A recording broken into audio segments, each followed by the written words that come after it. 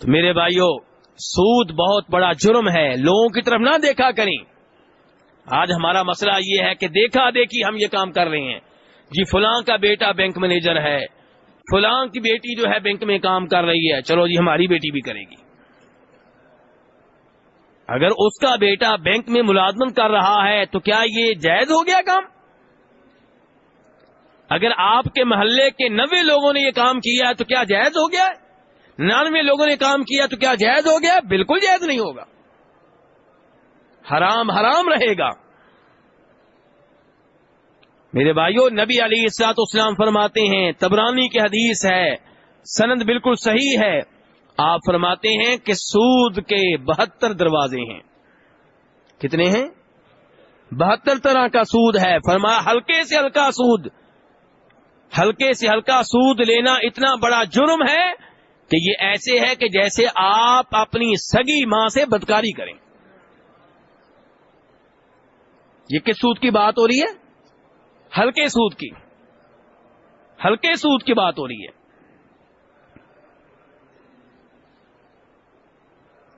سرکاری ملازمت کرنے والے میرے بھائی، وہ بھی اپنے معاملات کا جائزہ لیں۔ آپ کی تنخواہ میں سے کچھ پیسے کاٹے جاتے ہیں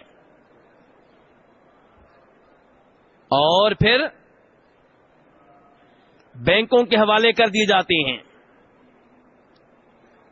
وہ سود آپ لیتے ہیں۔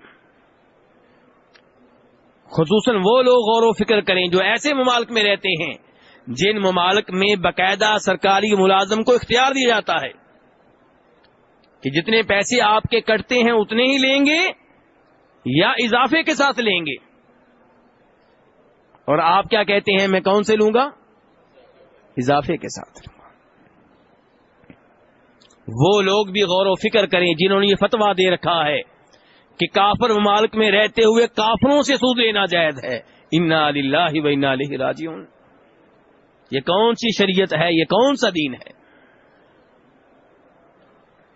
جی کینیڈا کے لوگوں سے سود لینا جائز ہے، جی امریکہ کے لوگوں سے سود لینا جائز ہے، جی یہودیوں سے لینا جائز ہے، ہندوؤں سے لینا جائز ہے۔ کہاں پہ آیا یہ؟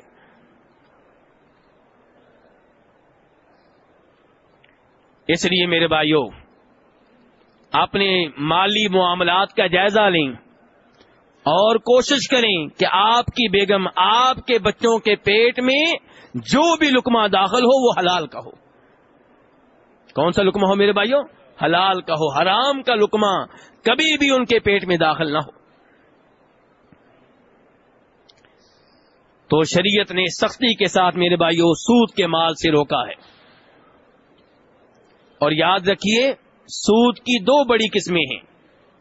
ایک قرضہ دے کر قرضے پہ فائدہ لینا، اس کی کئی مثالیں میں دے چکا ہوں، اور یہاں پہ مجھے ایک صحابی کے الفاظ یاد آ رہے ہیں۔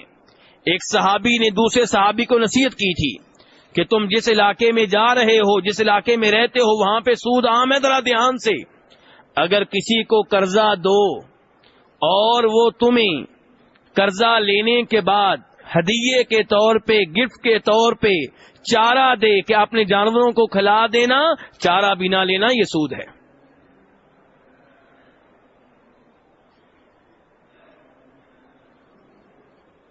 میرے بھائی دیکھیے کتنی احتیاط، غور و فکر کیجئے ذرا، کیونکہ چارہ کس وجہ سے آ رہا ہے؟ قرضے کی وجہ سے آ رہا ہے۔ اس نے آپ سے قرضہ لیا ہے، ہاں جب قرضہ واپس کرنے آئے، جب کیا کرے بولیے ذرا، جب قرضہ واپس کرنے آئے، 1 کروڑ روپیہ دینے آئے، اس کے ساتھ جو ہدیہ دینا چاہتا ہے دے لے، کوئی مسئلہ نہیں، کیونکہ شرط نہیں لگائی تھی، اور اب قرضہ واپس ہو رہا ہے۔ اب کیا ہو رہا ہے؟ قرضہ واپس ہو رہا ہے۔ نبی علیہ السلام فرماتے ہیں کہ تم میں سے سب سے اچھا وہ ہے جو ادائیگی کے لحاظ سے اچھا ہو،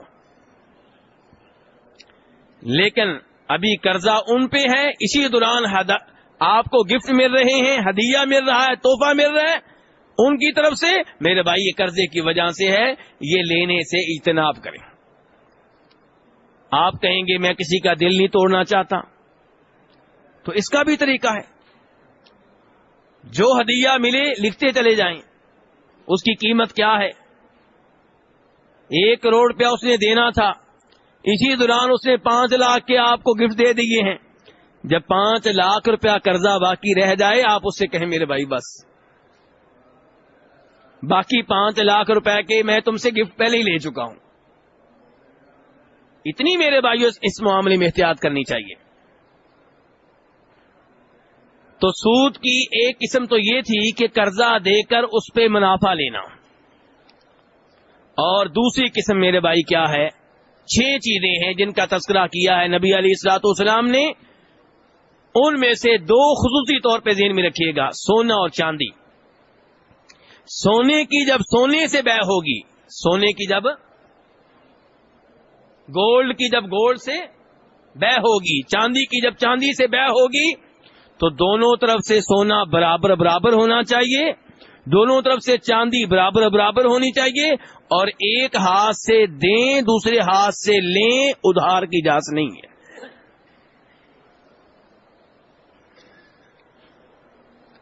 معاملہ سمجھ رہے ہیں حاجی صاحب؟ ہاں, اگر ایک جانب سونا ہے گولڈ ہے دوسری طرف چاندی ہے, پھر کمی بیشی کی تو اجازت ہے اور ہوگی, لیکن پھر بھی ادھار کی اجازت نہیں ہے, ادھار کی اجازت نہیں ہے. ان معاملات میں میرے بھائیوں بہت ہی احتیاط کریں. عید آ رہی ہے مثال کے طور پہ, اور آپ چاہتے ہیں کہ عید کے موقع پہ بچوں کو عیدی دوں گا, نئے نوٹ دینا چاہتا ہوں. کیا دینا چاہتا ہوں جی؟ نئے نوٹ. آپ 1000 روپے کا نوٹ لے کر جاتے ہیں, 5000 روپے کا نوٹ لے کر جاتے ہیں بینک میں, اور کہتے ہیں مجھے نئے نوٹ چاہیے. وہ کہتے ہیں ٹھیک ہے, آپ 5000 روپے کا نوٹ لے کر آئے ہیں, ہم اس کے بدلے میں آپ کو 10 کے یا 50 کے یا 100 کے نئے نوٹ دیں گے, لیکن ہم 5 روپے 10 روپے کیا کریں گے؟ کاٹ لیں گے. تو یہ کیا ہے؟ یہ سود ہے. یہ کیا ہے میرے بھائی؟ یہ سود ہے. یہ کرنسی سونے چاندی کی جگہ پہ ہے. اگر ادھر 5000 روپیہ ہے تو ادھر بھی 5000 روپیہ ہونا چاہیے. ادھر 5 تولے سونا ہے تو ادھر بھی 5 تولے سونا ہونا چاہیے. آپ کی بیگم کہتی ہے کہ میں نے یہ سونا پہنا ہے ایک عرصے سے, ڈیزائن بہت پرانا ہو چکا ہے, اب دنیا بڑی ترقی کر چکی ہے, مجھے نیا ڈیزائن چاہیے. آپ بیگم صاحبہ کو لے کر جاتے ہیں یا خود ہی وہ چلی جاتی ہے گولڈ کی دکان پہ, جی 5 تولے کا یہ میرا زیور ہے, اس کے بدلے میں مجھے نیا ڈیزائن چاہیے. کون سا جی؟ یہ ٹھیک ہے جی, آپ کا پرانا ڈیزائن ہے, یہ 5 تولے ہے, اور ہم آپ کو دیں گے 4.5 تولے کا. کیسا ہے یہ؟ بولیے عیسیٰ صاحب, یہ سود ہے. یہ کیا ہے؟ نبی علیہ السلام کیا فرماتے ہیں کہ جب سونے کی سونے سے بے ہوگی, گولڈ کی گولڈ سے بے ہوگی, دونوں طرف سے برابر برابر ہو, ایک ہاتھ سے دیں ایک ہاتھ سے دیں. اب آپ کہیں گے پھر ہم کیا کریں, کیسے نیا ڈیزائن بیگم صاحبہ کو لے کر دیں؟ میرے بھائی کو مشکل کام نہیں ہے. آپ اپنا گولڈ بیچ دیں, جہاں پہ بیچنا ہے بیچ دیں. گولڈ دے دیا, اس کے بدلے میں پیسے اسی وقت لے لیے. اب اس کے بعد اسی دکان سے یا کسی اور دکان سے نیا معاہدہ کریں, نیا ڈیزائن لیں جو آپ لینا چاہتے ہیں, کوئی مسئلہ نہیں.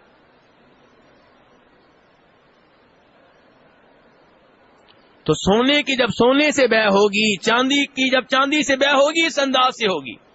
اور گندم کی جب گندم سے بے ہوگی, اب میرے کسان بھائی, گندم کی جب گندم سے بے ہوگی, وہ بھی دونوں طرف سے برابر برابر ہونی چاہیے.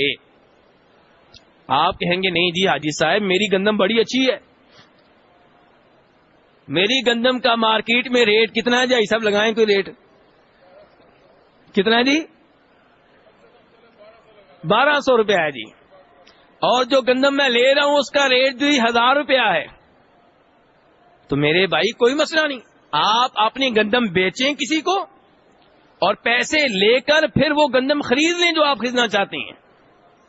لیکن جب گندم کی گندم سے بیع ہوگی, شریعت کا اصول یہ ہے کہ دونوں طرف سے کیا ہوگی؟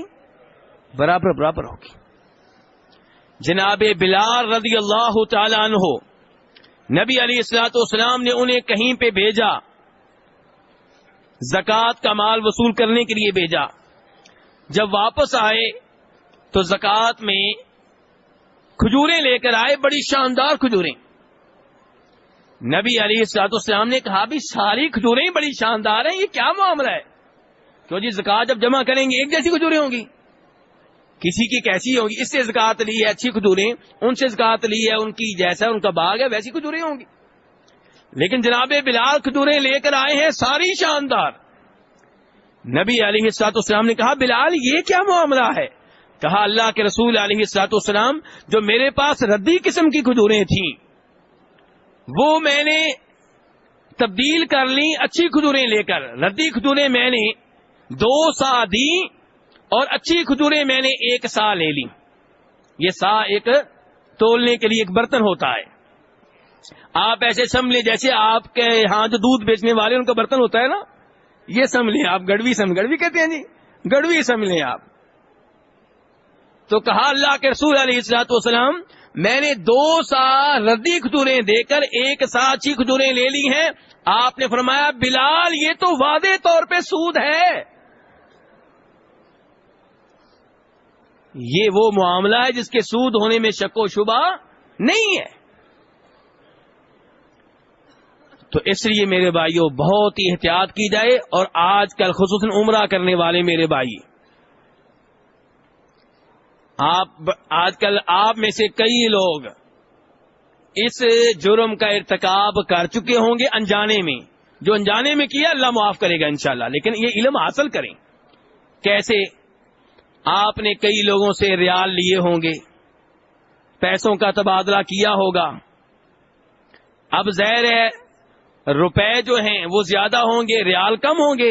ریال کی قیمت زیادہ ہے، کوئی مسئلہ نہیں، لیکن ایک ہاتھ سے دیں ایک ہاتھ سے لیں.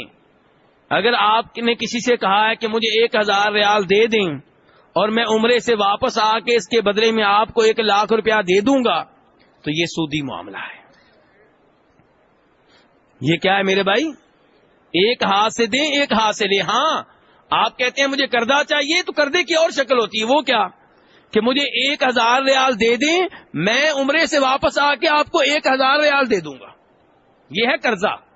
لیکن جب آپ کہتے ہیں آپ 1000 ریال دیں میں روپے دوں گا، یہ قرضہ نہیں رہا، یہ لین دین شروع ہو گیا ہے، یہ سودا شروع ہو گیا ہے جس میں ریٹ لگ رہا ہے. ریال کا ریٹ کتنا ہوگا، ریٹ لگ رہا ہے کہ نہیں لگ رہا، یہ سودا شروع ہو چکا ہے.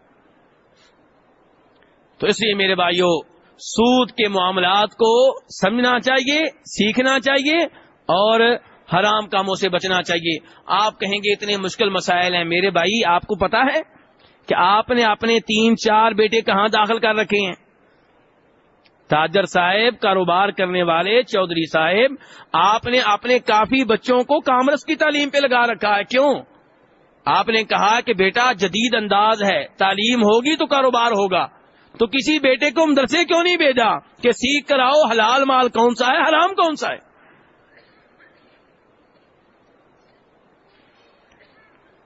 خود آپ ایسی میٹنگیں اٹینڈ کرتے ہیں جہاں آپ کو پتا چلے کہ مال کمانے کے گر کیا ہے، ہنر یہ کیسے ہے، یہ فن کیسے سیکھا جا سکتا ہے. تو کبھی آپ نے اپنی مسجد کے مولوی صاحب سے یہ بھی کہا ہے کہ مولانا صاحب ایک ہمیں درس دے دیں سود کے بارے میں؟ یہ تو آپ بتاتے رہتے ہیں کہ سود حرام ہے، ایک درس ہمیں دیں جس میں بتائیں کہ سود کیا کیا چیزیں ہیں، کیسے ہم نے سود سے بچنا ہے. تو اس لیے میرے بھائیوں ان معاملات میں بہت احتیاط کی جائے. نبی علیہ السلام نے کیا فرمایا؟ سود کے قریب جانے کی بھی اجازت نہیں ہے. اس کے بعد میرے بھائی ان 7 گناہوں میں سے وہ گناہ جس کے ارتکاب سے دنیا و آخرت تباہ و برباد ہو جاتی ہے وہ کیا ہے؟ وَالتَّوَلِّي يَوْمَ الزَّحْفِ.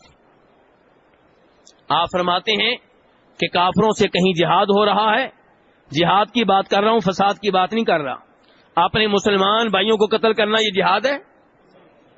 اپنی مسلمان فوج پہ حملہ کرنا، مسلمان پولیس پہ حملہ کرنا، مسلمان سرکاری آفیسرز پہ حملہ کرنا، مسلمان حکمرانوں پہ حملہ کرنا، میں اس کو جہاد نہیں کہہ رہا، یہ تو فساد ہے، یہ دہشت گردی ہے۔ بات ہو رہی ہے باقاعدہ اس جہاد کی جو ایک مسلمان حکمران کی قیادت میں، اس کی نگرانی میں کافروں سے ہو رہا ہے۔ وہاں آپ بھی مسلمان فوج کا حصہ ہیں۔ جب مارکا بپا ہونے لگا، جب آمنے سامنے آ گئے، اب جناب با کھڑے ہوئے۔ اس موقع پہ میدان جہاد سے بھاگنا، لڑائی کے میدان سے بھاگنا، یہ کبیرہ گناہ ہے، وہ کبیرہ گناہ جس سے دنیا و آخرت تباہ و برباد ہو جاتی ہے۔ اللہ تعالیٰ فرماتے ہیں وَمَن يُوَلِّهِمْ يَوْمَئِذٍ دُبُرَهُ إِلَّا مُتَحَرِّفًا لِقِتَالٍ أَوْ مُتَحَيِّزًا إِلَى فِئَةٍ فَقَدْ بَاءَ بِغَضَبٍ مِّنَ اللَّهِ وَمَأْوَاهُ جَهَنَّمُ وَبِئْسَ الْمَصِيرُ، کہ اگر کوئی میدان قتال سے باغ کھڑا ہو تو اس پہ اللہ کا غضب نازل ہوگا، اور اس کا ٹھکانہ روز قیامت کون سی جگہ ہوگی؟ جہنم ہوگی۔ فرمایا لیکن اگر کوئی میدان سے اس لیے بھاگتا ہے کہ پینترا بدل رہا ہے، پہلے ادھر لڑ رہا تھا، اب پیچھے ہٹ کے ادھر سے آ کے حملہ کرنا چاہتا ہے، یا سمجھتا ہے کہ ہم تھوڑے لوگ ہیں، پیچھے ہٹوں گا، پیچھے ہماری پوری فوج کھڑی ہے، ان کو لے کے دوبارہ حملہ کریں گے، تو اس میں کوئی حرج نہیں ہے۔ لیکن لڑائی شروع ہو جانے کے بعد، میدان سج جانے کے بعد میدان چھوڑ کر بھاگ جانا، یہ کبیرہ گناہ ہے۔ اس کے بعد وَقَذْفُ الْمُحْصَنَاتِ الْغَافِلَاتِ الْمُؤْمِنَاتِ، وہ مومن عورتیں جو بے خبر ہیں، پاک دامن ہیں، ان پہ تہمت لگانا، الزام لگانا، یہ کبیرہ گناہ ہے۔ کن پہ الزام لگانا؟ جی، پاک دامن بے خبر مومن عورتوں پہ۔ ہاں جی، یہ گناہ کون کرتا ہے؟ آپ کی بیگم صاحبہ۔ ذرا کبھی ان کے پاس بیٹھیے، وہ آپ کو بتائیں گی کہ محلے کی فلاں لڑکی کیسی ہے، فلاں عورت کیسی ہے۔ رپورٹ دیتی ہیں کہ نہیں دیتی؟ یہ تہمت لگا رہی ہے کہ نہیں لگا رہی؟ کسی کی بات نقل کرتے ہوئے تہمت لگانے میں اپنا کردار ادا کر رہی ہیں کہ نہیں کر رہی؟ یہ کبیرہ گناہ ہے، کیونکہ اس سے اس عورت کا مستقبل تباہ و برباد ہو جاتا ہے جس پہ تہمت لگتی ہے۔ آپ کے لیے کھیل تماشا ہے، آپ کے لیے شغل میلہ ہے، اس کی زندگی تباہ و برباد ہو گئی۔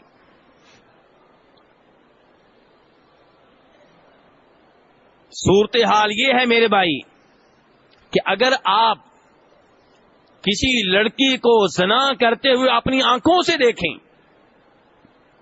تو پھر بھی کسی اور کے سامنے تذکرہ کرنے کی اجازت نہیں ہے جب تک کہ 4 گواہ نہ ہوں، ایک آپ 3 اور، 4 گواہ ہوں، چاروں مرد ہوں، با اعتماد قسم کے لوگ ہوں، جن کا اپنا کردار صاف ستھرا ہو، پھر آپ اس معاملے کو اٹھا سکتے ہیں،